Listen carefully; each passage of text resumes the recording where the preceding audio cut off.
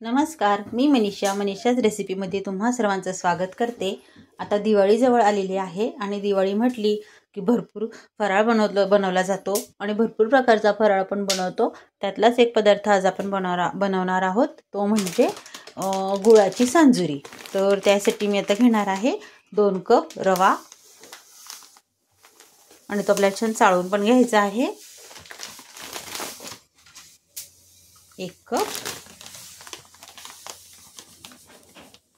आणि 2 कप असे 2 कप रवा मी हा चाळून घेते। रवा छान चाळून झालेला आहे। आता आपण याला भाजायला घेऊया। गॅसवर कढई ठेवली आहे, त्यात आपल्याला थोडंसं तूप टाकायचं आहे, साजूक तूप। 1 चमचा बस झालं आणि आपण आता रवा त्यात टाकून द्यायचा आहे आणि गॅस मीडियम फ्लेम ठेवायची आहे। तो पटकन टाकला फुल गॅस ठेवला तर तो जळून जाईल। मीडियम फ्लेमवर आपण याला छान गुलाबी भाजून घ्यायचं आहे। रवा छान भाजला गेलेला आहे, मस्त खमंग भाजला गेले आहे। रंगही त्याचा आता बदललेला आहे। तर आता आपण गॅस बंद करून द्यायचा आहे आणि याला एका ताटात काढून घेऊया।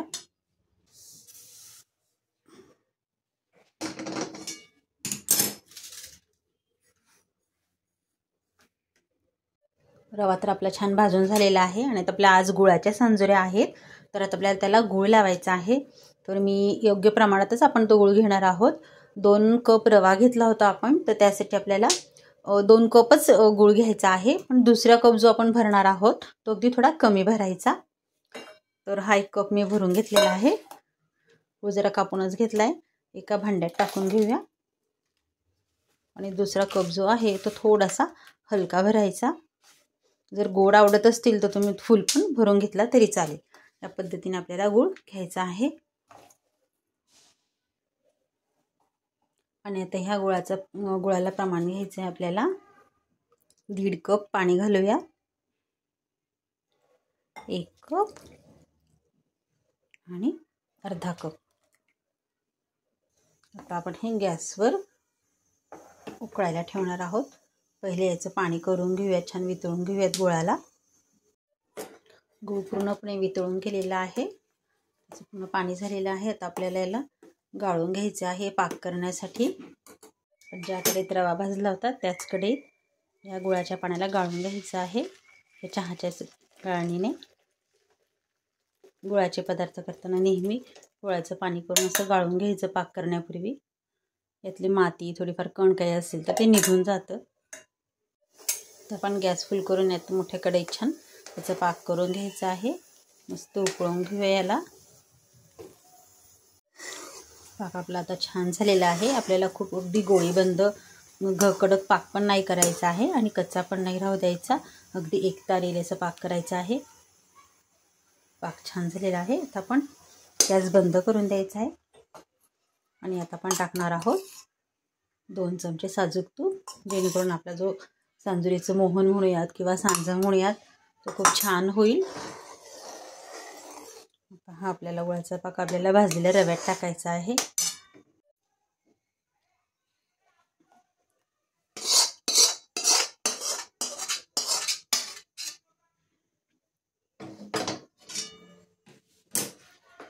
मस्त मिक्स करून घेऊया। हे छान मिक्स करून घेतलेलं आहे। आता आपण ह्याला गार झालं की 1 रात्रभरासाठी छान झाकून ठेवायचं आहे, म्हणजे रवा आणि गूळ पाक असं मस्त मिक्स होऊन जाईल। आपल्या गुळाच्या सांजुरीचं रवा कसा झाला आहे पाहून घेऊयात। छान रात्रभर आपल्याला झाकून ठेवला होता, मस्त फुलून आलेला आहे, तुम्ही पाहू शकता। त्याला आपल्याला मस्त मोकळा करून घ्यायचा आहे। आता मला हाताच्या सहाय्याने छान मोकळं करून घेणार आहे। मस्त झालेला आहे, खूपच सुंदर मोहन छान मोकळं मस्त तयार झालेलं आहे। तर यात आपल्याला आता अजून घालायचं आहे थोडंसं खोबरं। तर आपण ते थोडंसं भाजून घालूयात। कढईत अगदी थोडंसं अगदी साजूक तूप घालायचं आहे आणि खोबऱ्याचा किस करून घेतला आहे तो आपण यात टाकून देऊया आणि मीडियम फ्लेमवर छान गुलाबी भाजायचं आहे, खूप जास्त पण जळू नाही द्यायचं आहे आणि कच्चं पण नाही टाकायचं. कच्चं टाकलं तर खोबऱ्याचा खवटपणा लागायला नको, म्हणून फक्त आपल्याला थोडंसं गरम करून घ्यायचं आहे. खुसखुशीत आणि मस्तच खमंग लागेल आपल्या संजुरीचं मोहन. खोबऱ्याचा रंग बदलायला लागला आहे, छान भाजलं जात आहे. तर आपण यातच 1 चमचा खसखस घालायची आहे. आपल्या आवडीप्रमाणे आपण 2-3 चमचे घालू शकतो, खूप छान लागते. मस्त असं गॅस बंद करून द्यायचा आहे. आपण हे खोबरं आणि खसखस या रव्यावर टाकून द्यायचं आहे, जे आपण मस्त संजुरीचं मोहन तयार करतोय त्याच्यावर. आता आपल्याला यात टाकायचं आहे वेलदोडे आणि जायफळचं पूड, अर्धा चमचा घालते. यावरच आपल्याला थोडंसं सुंठ पण किसून घालायचं आहे. सुंठ पावडर केली असेल तर सुंठ पावडर अर्धा चमचा घालू शकता तुम्ही. मी अर्धा चमचा इतकं किसून घेते.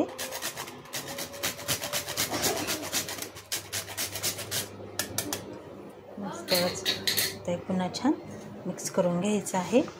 छान एकजीव करून घेऊया. अगदी हाताने मस्त असं एकजीव करून घेतलेलं आहे. अतिशय सुंदर चवीला असं नुसतं खाल्लं तरीसुद्धा खूप छान लागतं. आणि हे मोहन आहे हे आपण अगदी असं हवे तेवढ्या बनवून घ्यायच्या आणि उरलेलं असलं तर ते फ्रीजला जरी ठेवलं तर ते 3-4 महिने छान राहतं. अतिशय सुंदर असं मोहन आपलं तयार झालेलं आहे. खूपच छान असं किती सुंदर दिसतं पण आहे. आता हे मिश्रण आपल्याला 2 ते 3 तास असंच राहू द्यायचं आहे. लगेचच करायला नाही घ्यायचं, कारण की यात ओलावा आहे. थोड्या वेळात छान कोरडं होऊन जाईल. तर आपण याला 2 तासानंतर संजुरी करायला घेऊया. आपण हे मिश्रण झाकून ठेवलं होतं ते पाहून घेऊयात कसं झालं ते. मस्त भरपूर मोकळं झालेलं आहे, तुम्ही पाहू शकतात. अजिबात चिकटत नाही आहे, खूप छान झालं आहे. फक्त यात ह्या ज्या गाठगुठळी आहेत थोड्याशा त्या आपण आता हाताने मोडून घेऊया. पूर्ण म्हणजे अगदी संजुरी करण्यासारखं मोहन आता आपलं तयार झालेलं आहे. मस्तच पूर्ण अगदी ओलं गच्च पण नाही आणि कोरडं भरभरात पण नाही आहे. मस्त झालं आहे हे पहा, खूपच छान. तर मी हे सर्व गाठा मोडून घेते. आता याच्या सर्व गाठगुठळ्या मोडून घेतलेल्या आहे. ते पूर्णपणे मस्त तयार झालेलं आहे, तुम्ही पाहू शकतात. खूपच छान असं. तर आता लगेचच मैदा भिजायला घेऊया. 2 कप मैदा मी चाळून घेतलेला आहे. यात आपल्याला अगदी थोडंसं असं 1/2 चमचा असं मीठ घालायचं आहे, जेणेकरून आपल्या सांजुरीच्या पारीला छान चव येईल. आणि आता आपल्याला गरम तेलाचं मोहन द्यायचं आहे. मी तेल गरम करत ठेवलं आहे, ते आपण यावर टाकूयात. कडकडीत गरम तेलाचं मोहन द्यायचं. 4 चमचे तेल आपण घालूया यात. आणि गरम तेल आहे तर आपण पहिले चमच्याने चाळून घ्यायचे.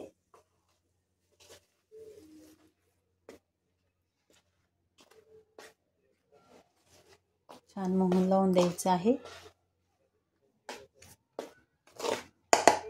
गार झालंय. आता मस्त हाताने चोळून घ्यायचं आहे, मूठ पडेल इतकं मोहन आलं पाहिजे. गरज पडली तर आपण अजून थोडं घालूयात. तर मस्त मिक्स करून घेऊया हाताने. अजून थोडंसं घालून द्या. मी 4 चमचे टाकलं होतं ते.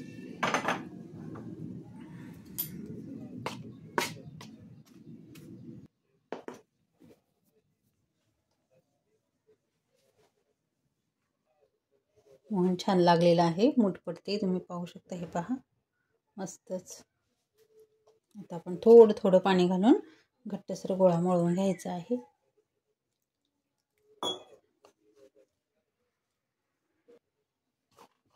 गोळा मस्त घट्ट मळला गेलेला आहे.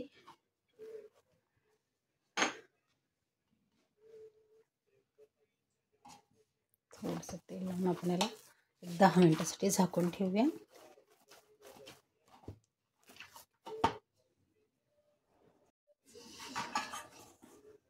छान मग भिजून गेलेला आहे, मऊ झालेला आहे.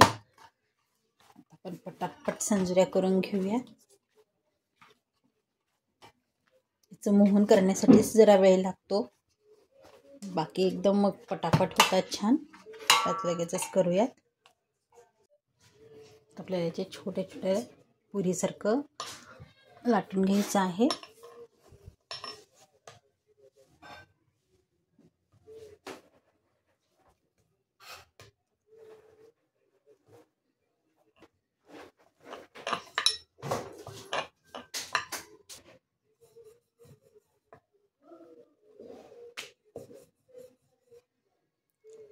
ही एक लाटली गेली, अजून एक लाटून घेऊया.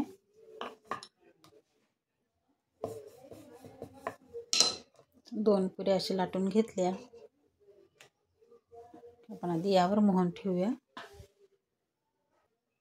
तर हे मोहन आपण एका पारीवर मस्त भरून द्यायचं आहे.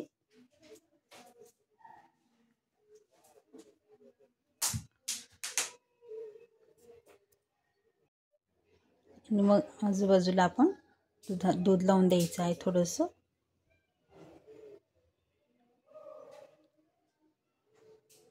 या पद्धतीने मग याच्यावर आपण दुसरी पुरी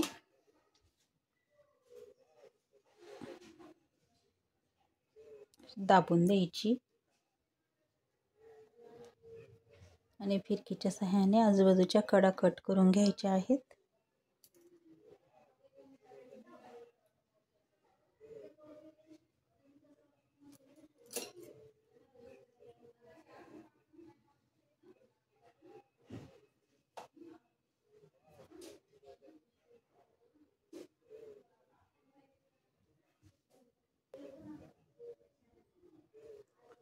मस्त सांजुरी भरल्या गेली आहे, तुम्ही पाहू शकतात.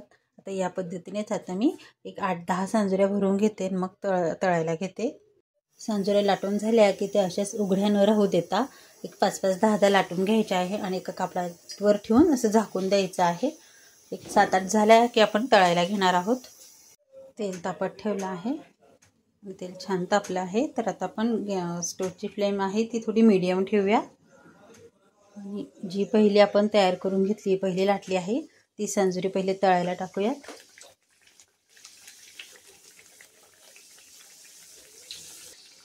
वरून थोडंसं तेल टाकायचं आपल्याला. मीडियम फ्लेमवर असं छान रंग येईल, गुलाबी रंगापर्यंत आपण तळून घेऊया.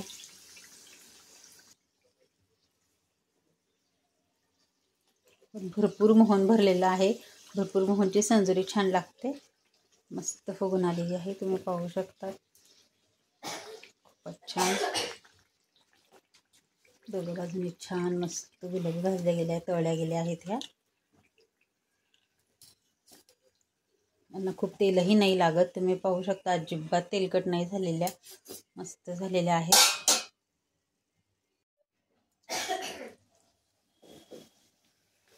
सर्व सांजुऱ्या खूप छान झालेल्या आहेत. मस्तच मस्त खमंग खुसखुशीत छान तळल्या गेलेल्या आहेत.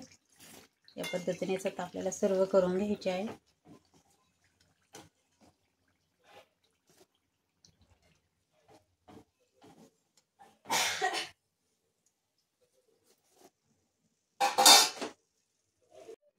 आपल्या गुळाच्या सांजुऱ्या तयार झालेल्या आहेत आणि भरपूर झालेल्या आहेत.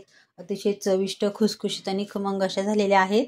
तर तुम्हाला आजच्या गुळाच्या सांजुऱ्यांची रेसिपी कशी वाटली आणि आजचा व्हिडिओ तुम्हाला कसा वाटला मला कमेंट करून नक्की कळवायचं आहे. रेसिपी आवडल्यास लाईक करा, शेअर करा, सबस्क्राईब करा, कमेंट करायला विसरू नका. चॅनलला नवे असाल तर पटकन सबस्क्राईब करा, जेणेकरून तुम्हाला अशाच नवीन रेसिपी पाहायला मिळतील. थँक्यू. दिवाळीच्या तुम्हाला खूप खूप शुभेच्छा.